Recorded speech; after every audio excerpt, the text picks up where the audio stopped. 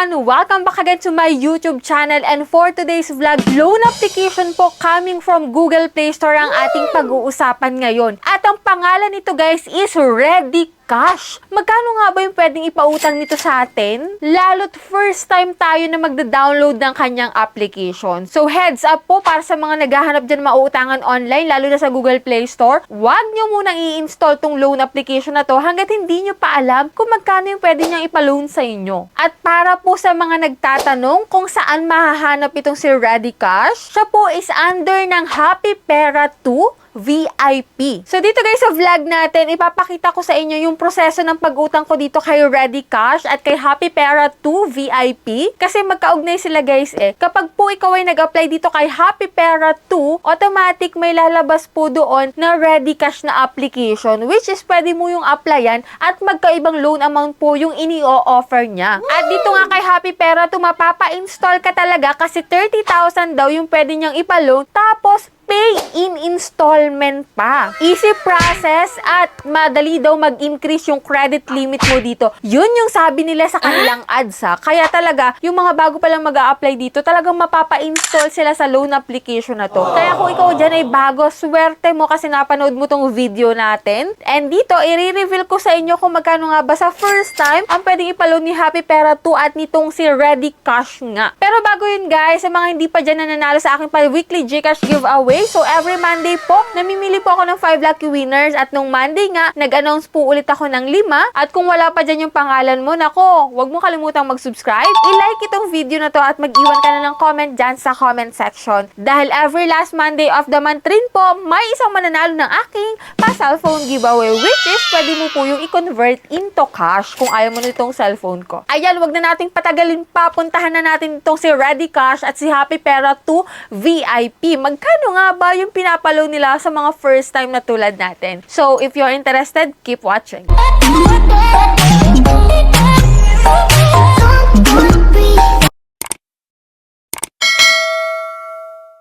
So dito guys, disclaimer no, hindi po tayo agent dito si Happy Pera 2. Hindi po porket binalag ko siya sa inyo ay nire-recommend ko na kayong umutang dito. Tinuturuan ko kayo na maging mapanuri sa mga loan application na gusto nyong applyan. Huwag kayo basta-basta magsasubmit ng application porket bago at porket sinabi ng vlogger na yun na maganda daw utangan. So dito guys, do your own research muna. And ito nga guys, ipapakita ko sa inyo yung pag-loan ko dito kay Happy Pera 2. So dito po si Happy Pera 2 is available sa Google Play Store. Wala po siya sa App Store. And yan na nga guys, no, dito, kung ikaw ay may account na dito kay Happy Pera 2, baka sakaling nakikita mo tong si Ready Cash. Kasi nung nag-apply ako dito guys, sa bandang dulo ha, nakita ko yung offer ni Ready Cash sa akin. And ito nga pala guys, no, banggitin ko na sa inyo na hindi porket ganito yung loan amount na ma-approve sa akin is ganito na rin yung sa inyo. Pwede po yun mas tumaas pa or mas bumaba pa. Ayan, dito po kay Happy Pera 2, 50,000 daw yung pinakang maximum loan amount dito at meron daw siyang interest na 0.05%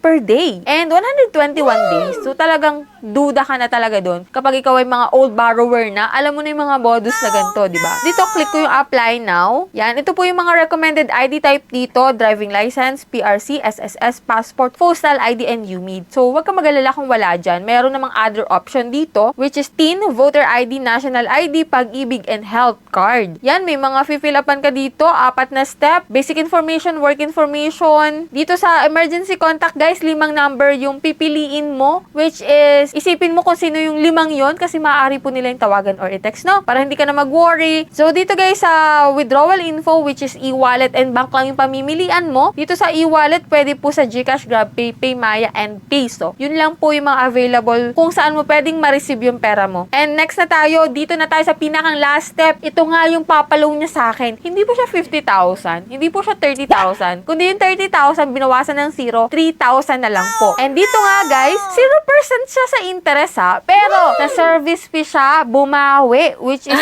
1,140.